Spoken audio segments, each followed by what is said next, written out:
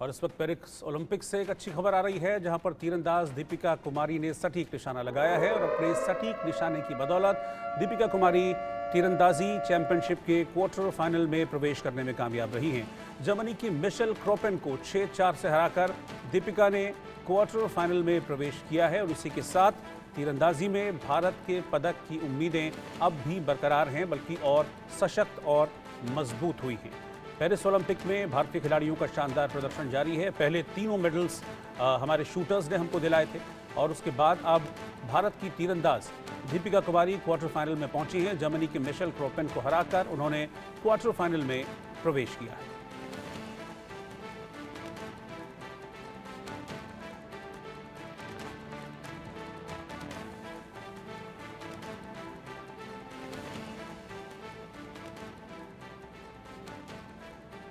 और इस वक्त मनोज जोशी हमारे स्पोर्ट्स एडिटर साथ में जुड़ रहे हैं। मनोज जी, ये शानदार प्रदर्शन है दीपिका कुमारी का और इसी के साथ पदक की उम्मीदें तीरंदाजी में अब भी बरकरार हैं, मजबूत हो गई हैं। और देखिए जी, एस्टोनिया और नीदरलैंड के खिलाड़ियों को उन्होंने बहुत ही संघर्षपूर्ण मुकाबले में हराया। लगातार 2 मुकाबले जीतने के बाद उम्मीदें जरूर जगी थी, लेकिन उनके सामने फिर माइकल कोपिंग, जो कि जर्मनी की खिलाड़ी है और कई बार की यूरोपियन चैंपियनशिप के मेडलिस्ट हैं, उन्हें भी उन्होंने शिकस्त दे दी। तो 3 मुकाबले बैक टू बैक जीते हैं दीपिका कुमारी ने। लेकिन अब ये है कि क्वार्टर फाइनल उनका बहुत बहुत मुश्किल होने वाला है, क्योंकि उनके सामने साउथ कोरियन खिलाड़ी पहुंची हैं और उनसे उनका मुकाबला होगा। और साउथ कोरिया आप जानते ही हैं कि तीरंदाजी के क्षेत्र में दुनिया में बेजोड़ है, बेताज बादशाह है। उसमें कल भी हमारा जो रास्ता रोका साउथ कोरिया और उसके बाद अमेरिका के तीरंदाजों ने हमारा रास्ता रोका था। आपको याद होगा, अंकिता और धीरज डबल्स में हमारे तीरंदाजी में पहुंचे थे और मेडल राउंड में पहुंचे थे। और अब तक के इतिहास में पहली बार ऐसा हुआ है कि कोई भारतीय मेडल राउंड में पहुंचा है।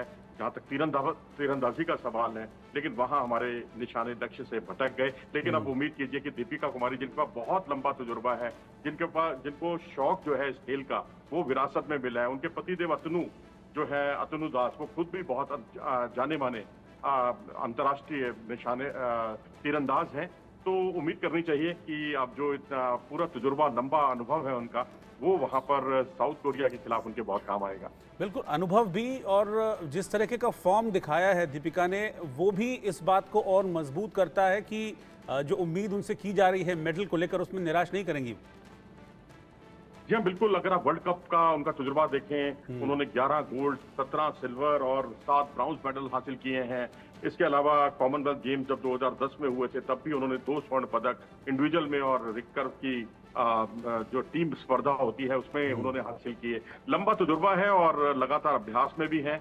बस सामने क्योंकि कॉम्पिटिटर बहुत मुश्किल है, तो मैं समझता हूँ कि कई बार बहुत मुश्किल राइवल होते हैं तो आप अपना सर्वश्रेष्ठ करते हैं और वहां पर कहीं ना कहीं आप विपक्षी भी कहीं चूकता है आपको देखकर कि आप इतने अच्छे निशाने साध रहे हैं, इतने अच्छे स्कोर्स दे रहे हैं, तो उसका एक मनोवैज्ञानिक दबाव पड़ता है। मेरे ख्याल से इन पर इतना ज्यादा दबाव नहीं होगा, क्योंकि इनके पास होने के लिए बहुत कुछ नहीं है, लेकिन साउथ कोरिया के पास होने के लिए बहुत कुछ है, क्योंकि वो एक तरह से बेताज बादशाह है इस खेल का, तीरंदाजी का।